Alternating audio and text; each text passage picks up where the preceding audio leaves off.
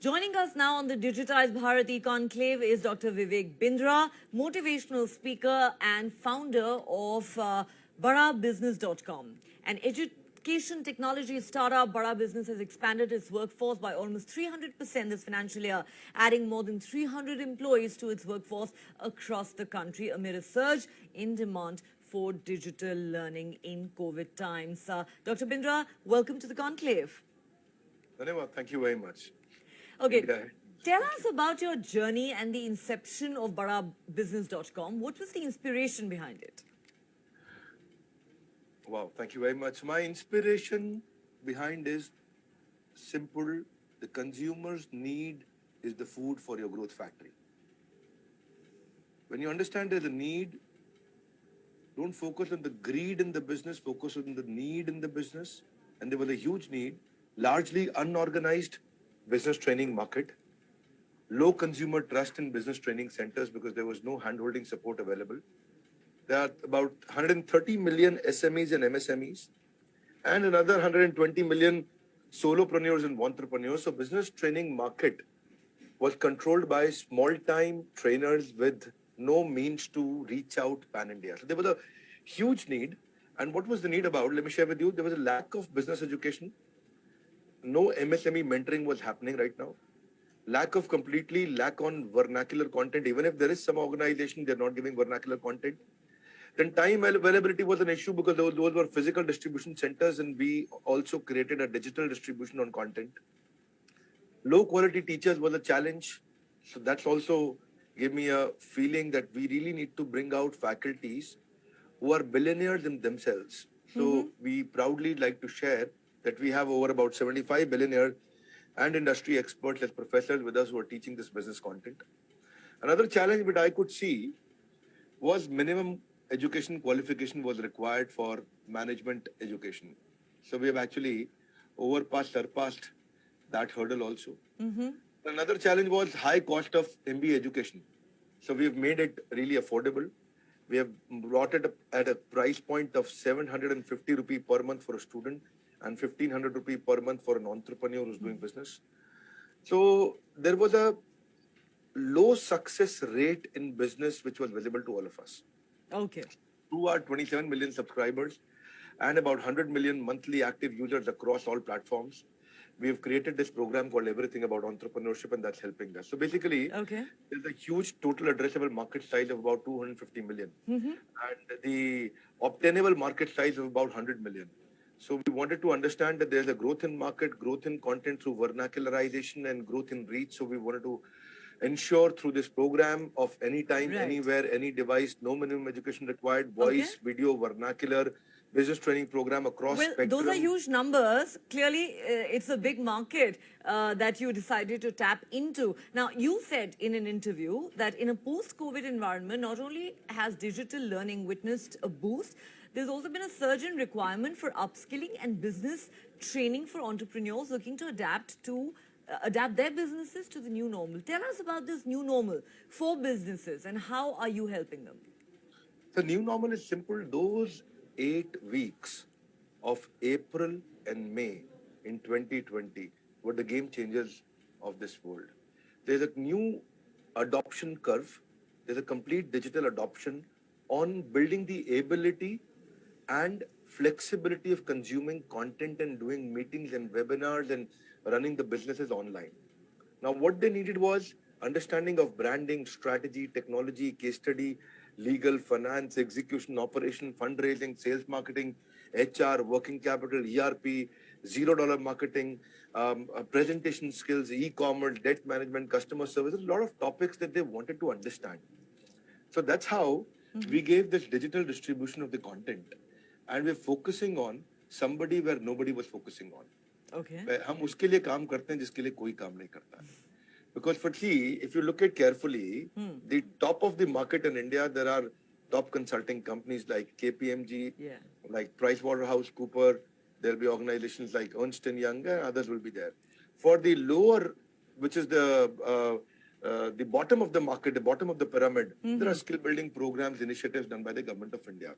But the entire middle of the market, which was missing, which nobody was taking care of them, because they were paying capacity was lesser, So we wanted to build programs for them, personality development, human resource. Okay. How do you start a startup? How do you raise funds? How do you do stress management, scale a startup, family run business? How do you grow your sales? Sometimes you'll be surprised to know लोगों को ये भी नहीं मालूम कि मैं अपना Gmail account कैसे बनाऊं, मैं अपना basic English क्या होती है business करने के लिए. So there's a huge market for business automation. That is interesting. I have to say, you've been targeting MSMEs, which you said is a huge industry by itself, but was practically off the grid.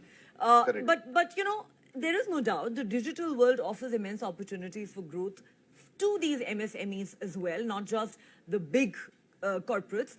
As a motivational speaker who also trains management teams in marketing strategy, how do you see these opportunities growing after the pandemic? What role do you think the internet plays today, for example, in a business success?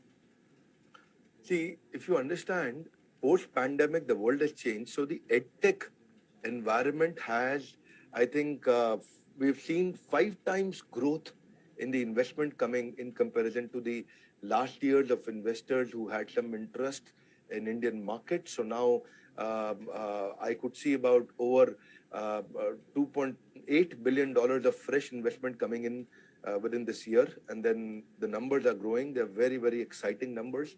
Now, what's visible is basically how it will only work if you don't give theoretical based content, but you give those theoretical classroom based approach of conventional learning methodologies have to be replaced.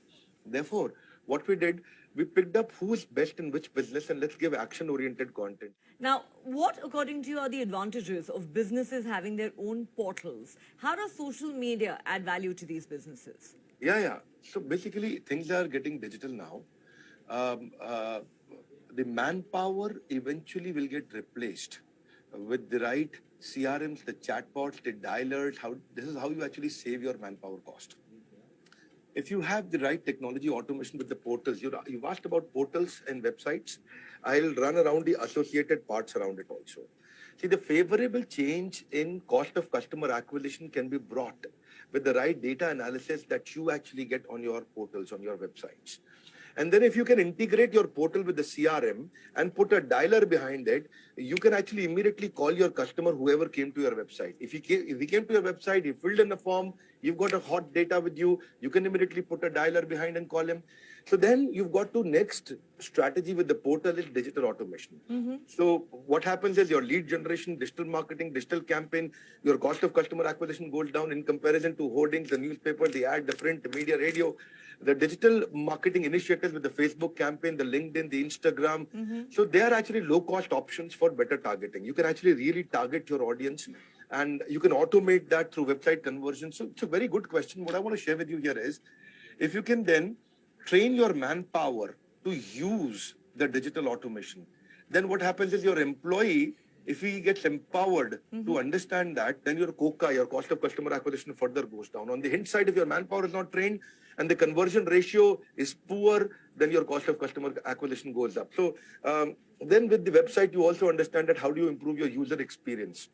How do you, what do you do to actually serve your customer better? Because you understand your drop-offs. कहाँ पे customer आपको छोड़ के निकल जाता है, किधर customer आपको reject कर देता है. So you can actually build an attention on retention. So then with that you can have a service center small जिसमें आप customer को रोके रखने के लिए एक साधारण भाषा में you can build a department, you can train your teams in such a way. Then of course portals, they help you build endorsements also. You can build your testimonial route on your portals. विश्वास पैदा करने का सबसे अच्छा तरीका ये नहीं कि जब आप अपनी तारीफ करते हैं, बल्कि वो है जब दुनिया आपकी तारीफ करे. So on the website, on social media channels, on WhatsApp groups, you start showcasing your testimonial route that helps you. Don't hesitate to ask testimonials. What we actually teach our people also. Then you ask your existing happy customers also to give you ratings and reviews. That also helps you on your portal. I think because on portals you get your new potential buyers, and then you can focus on your real target market.